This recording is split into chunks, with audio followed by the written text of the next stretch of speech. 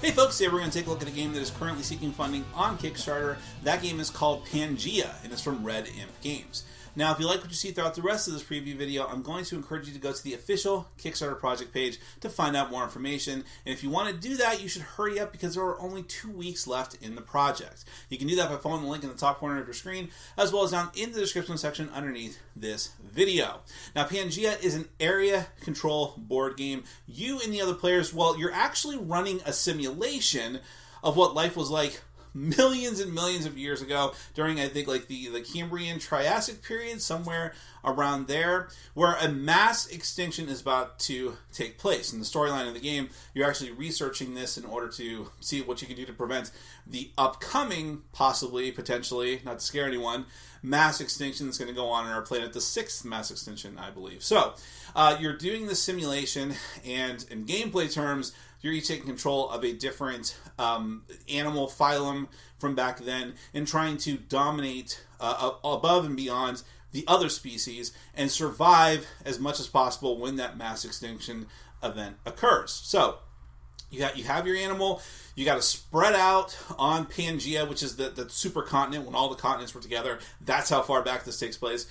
And then not only try to spread out and take over as much territory as possible, but adapt your species, evolve your species to gain better abilities to survive, and also try and predict through your animal instincts when and where that's where the event is going to occur, the cataclysmic extinction event, what the nature of that event is going to be, and try to keep your animal away from it and as inured against it as possible.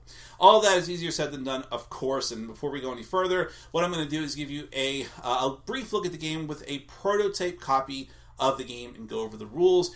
And I do need to stress here that while some of the things you may see in this prototype that I have are final, like the artwork and some of the artwork and things like that, the base components and the cards and all of that are all going to be much, much nicer in the final version, but I think that even from the prototype that I have here, you can get a glimpse of just how good that final version is going to look, but just bear in mind this is just a prototype.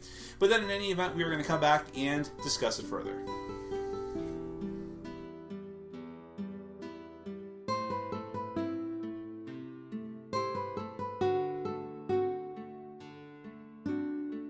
Pangea is a competitive area control game for 1 to 4 players. Each player is running a simulation of life on the titular supercontinent and takes control of a particular animal phylum. The goal is to spread out and dominate as much of the continent as possible while adapting, evolving, and completing objectives that further solidify your animal's place in the ecosystem. But 90% of the animals on the planet at this time are on the verge of mass extinction, as cataclysmic doom approaches.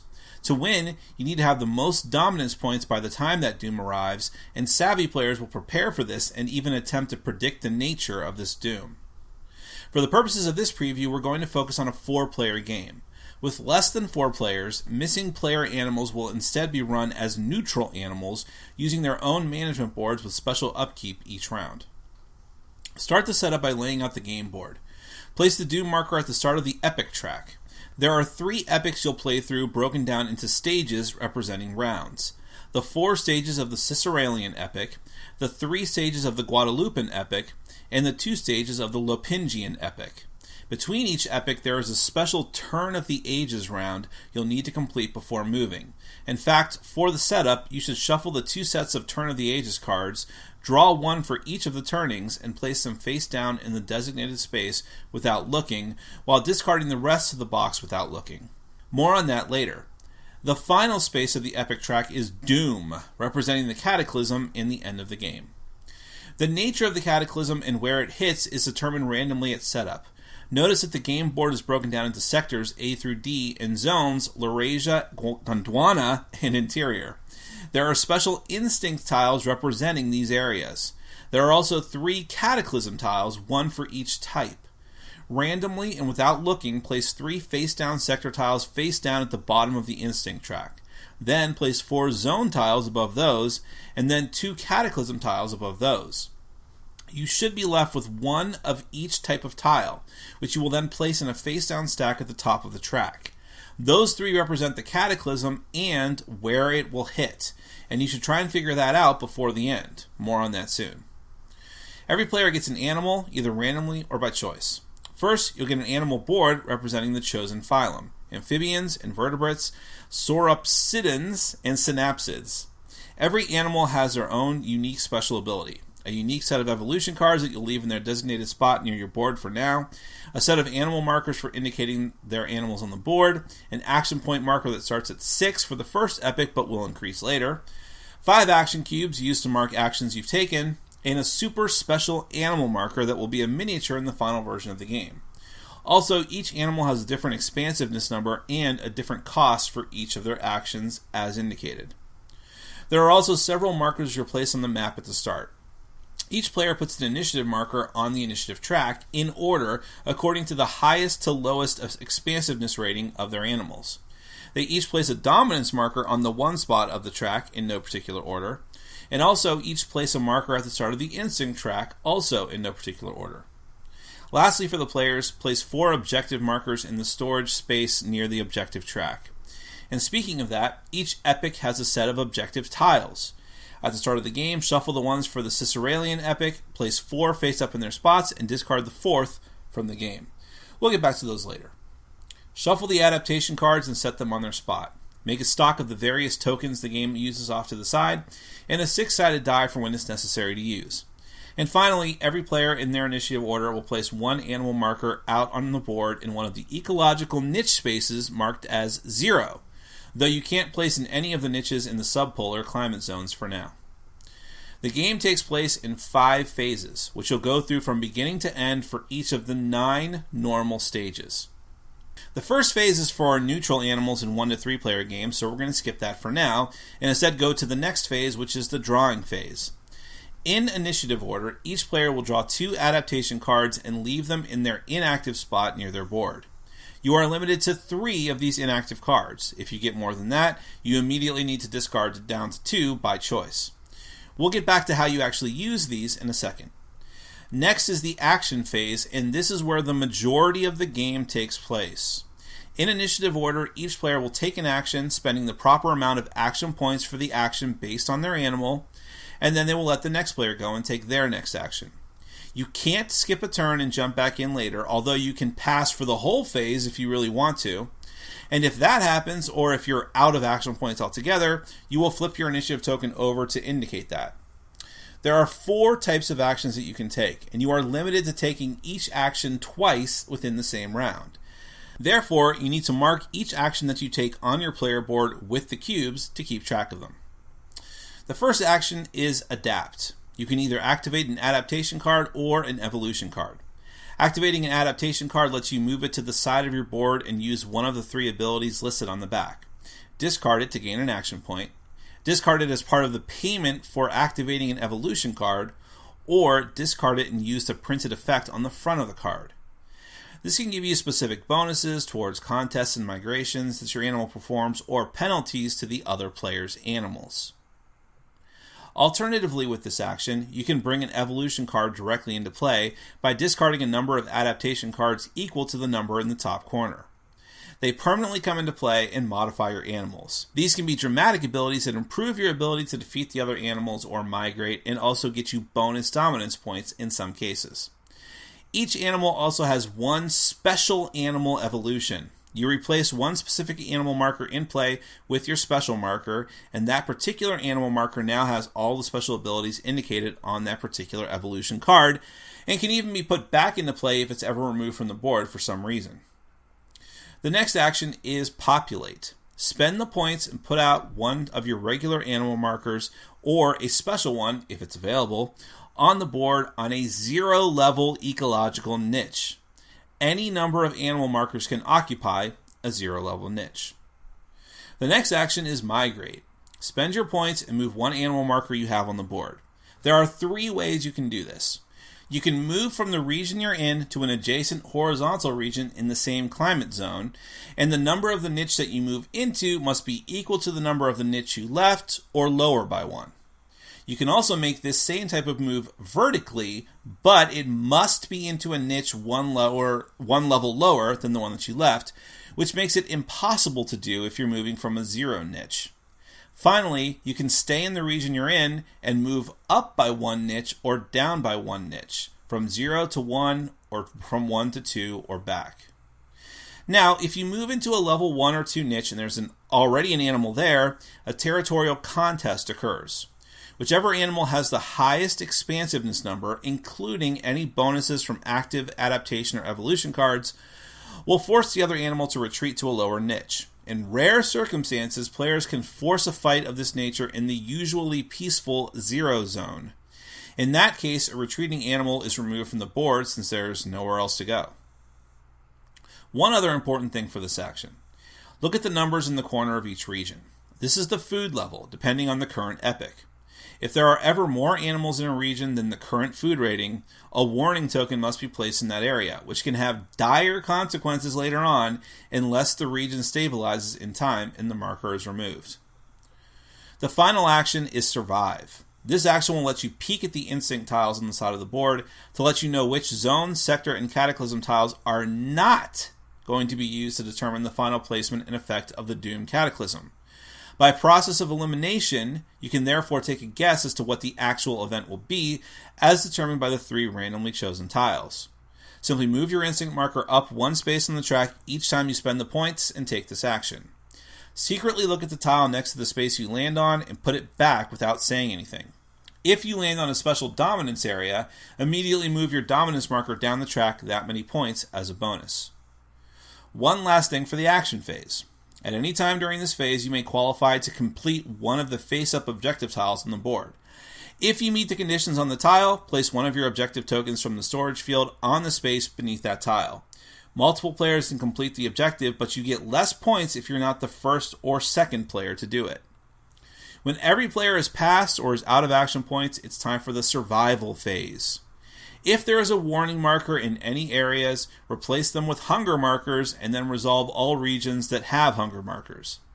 Each player with animal markers in a region with hunger must lose 1 dominance point for each animal marker present, or, if they choose not to do that, they must instead remove the animal markers from the region, 1 for each point you would lose. These hunger markers stay in the region until the next turn of the ages. The final phase of a regular epic stage is reordering the initiative track for the next stage.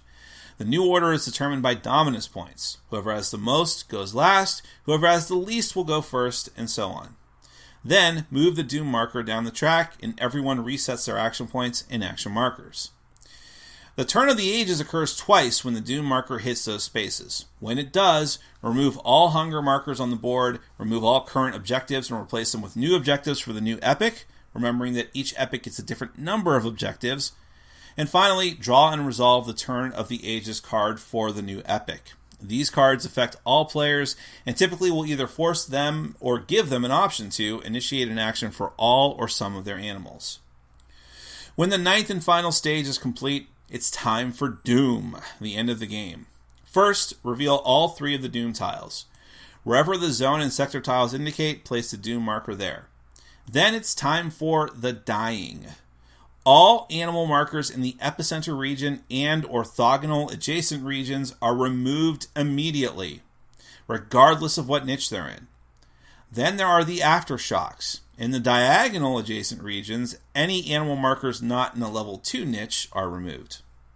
And finally, resolve the actual effect of the randomly chosen cataclysm, which is much, much worse. The Supervolcano basically kills any animal that isn't already dead on the whole map, with the only exception being animals in the interior zone and in a level 2 niche. The Planetoid kills any animal except those in the subpolar region and those in level 2 niches in Gondwana and Laurasia. And the Gamma Rays obliterate every animal in the climate zone occupied by the Doom marker and all level 0 occupying animals from the other zones. When all of this is resolved, figure out the final dominance points.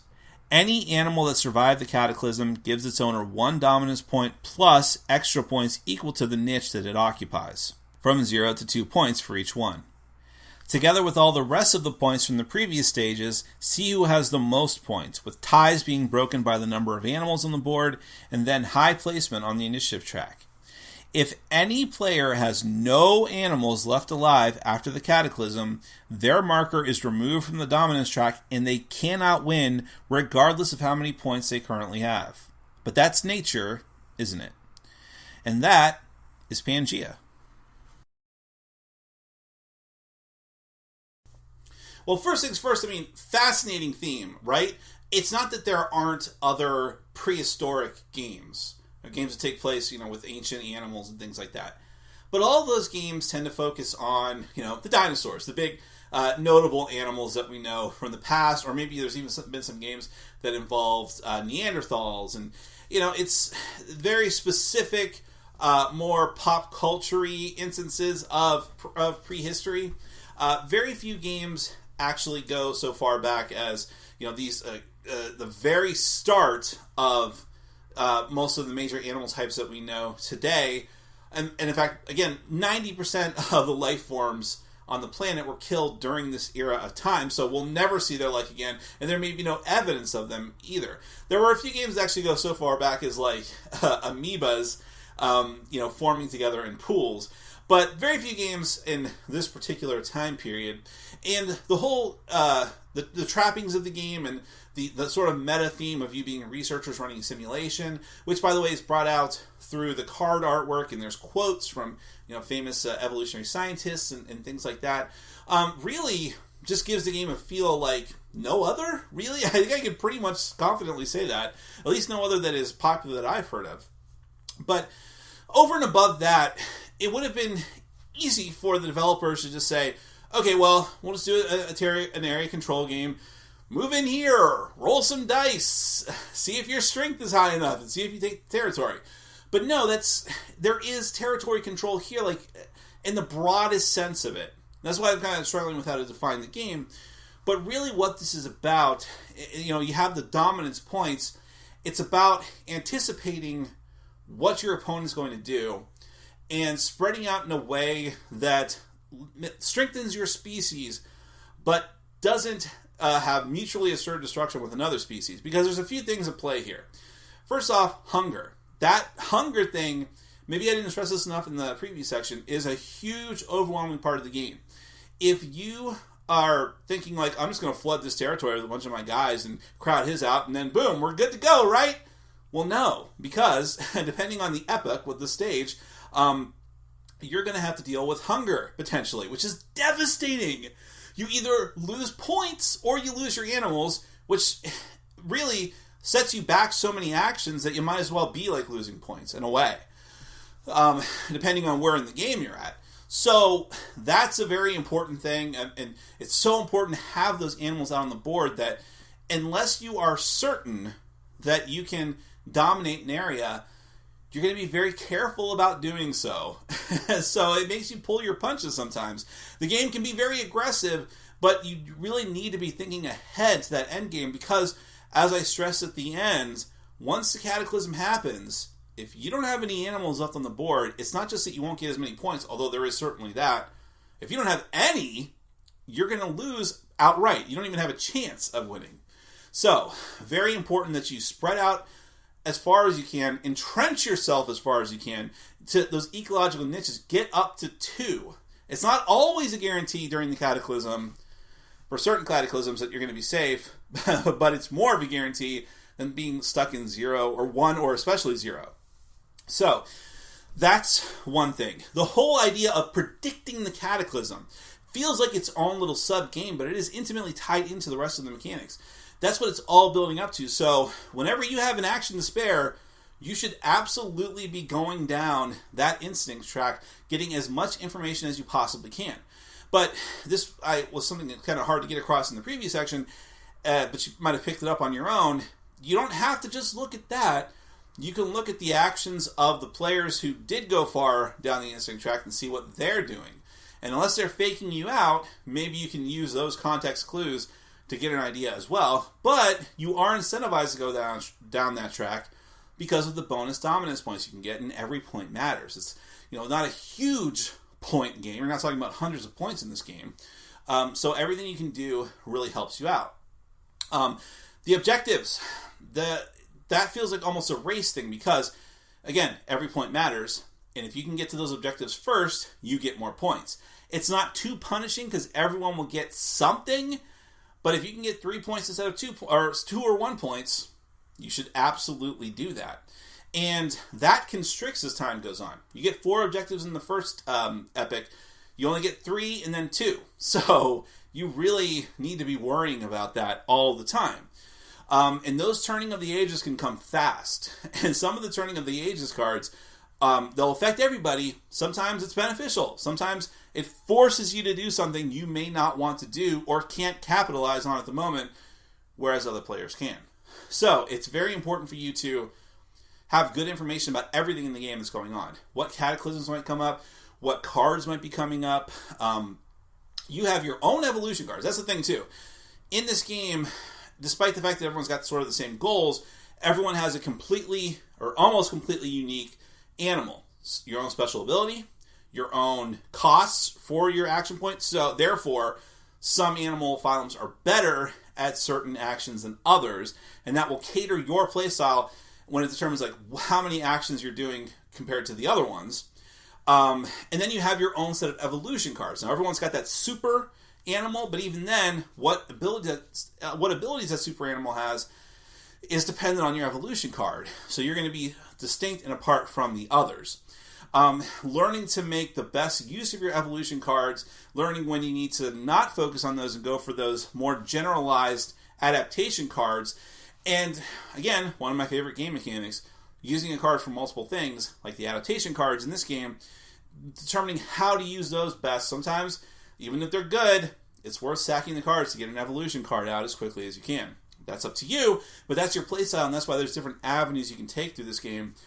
Though, the Sword of Damocles is hanging in your head. They even made the piece look like a bomb to let you know that that is coming and you can't escape it.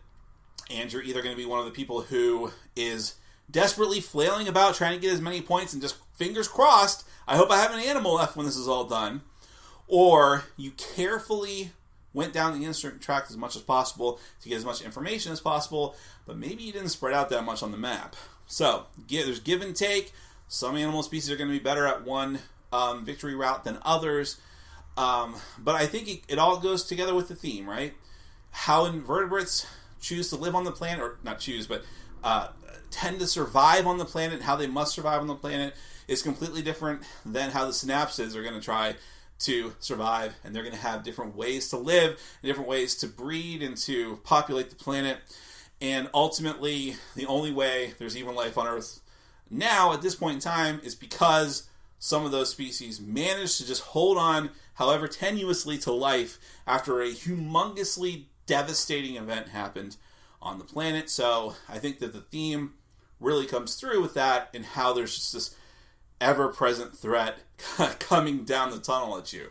So if any of that appeals to you, if you like, medium to heavyweight Euro games that have, area control and action selection and, using cards for multiple things, but in very distinct powers for each of the different player characters, in this case animals. If you like the theme, which is very unique even among games that deal with prehistory of the world, and or if you know someone who does like all these types of things, don't take my word for it. Go to the official Kickstarter project page and find out more information. The project will be running for 2 weeks, so take advantage of that. You can follow the link in the top corner of your screen, as well as down in the description section underneath this video. That is Pangea from Red Imp Games. Thank you so much for watching, and as always, for supporting our sponsors. Take care.